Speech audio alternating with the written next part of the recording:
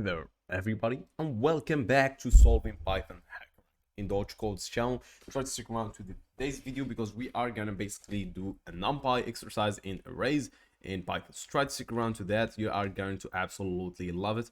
And with that further ado, also one thing regarding those videos, you guys, is that you should pay attention to those videos because we are basically trying to teach you how you can solve those exercises on your own, because the idea is to be able to solve them in your own basically. And it's pretty simple process if you just stick around to the end of the video, and you guys are not gonna regret it whatsoever. So as you can see, the exercise right here in front of me, you are gonna basically have stuff like this, and let's go ahead and read the exercise. So basically we have, sorry, give me a minute. So yeah, the NumPy numeric package. It's basically, so this NumPy package uses a lot of stuff, uses dictionaries, dictionary, like lists, and there's like trees. So basically there's 2D and 3D lists. It's a pretty interesting library, and I basically love this library. So yeah, let's get into talking. So basically you can see we start by importing the library here.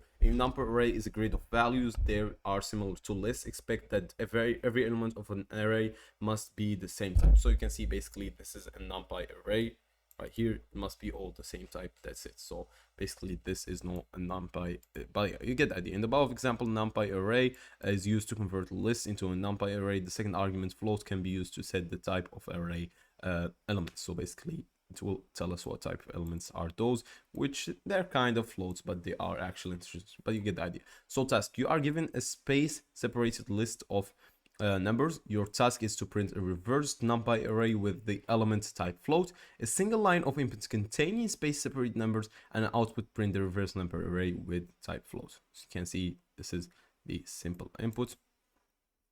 Reversed 10 minus 10 for 0 basically will be here, but it doesn't have to print the 0 because that's basically what it means. So yeah, NumPy is a very interesting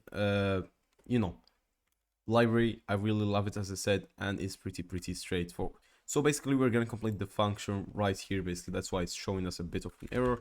Let me get space here, delete this line, and yeah, so basically we're gonna simply just return like the NumPy dot array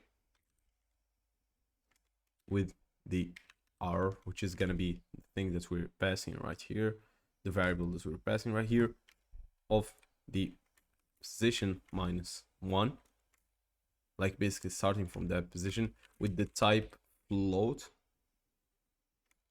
and then that's kind of basically it. But I believe also we have to wait, so we basically have to wait, all right, so they got that there, and I believe something is missing here. Let me read this. Okay, let me just submit the code and see. Okay, yeah, so actually maybe a couple of lines is not reading or something like that. Okay, yeah, so basically a couple of lines was not read. That's why I was confused. So yeah, basically we have the array. It will be the input.strip.split.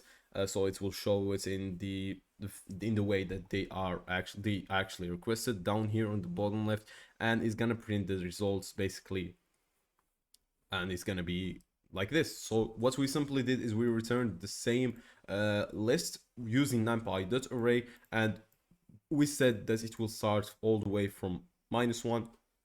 Basically it will be float as well. With that said, hope you enjoyed today's episode, you guys, and also try to subscribe, like, and comment in the channel. That will help us get more views and will help us teach more people about Python and stuff as well. Hope you enjoyed it. Peace.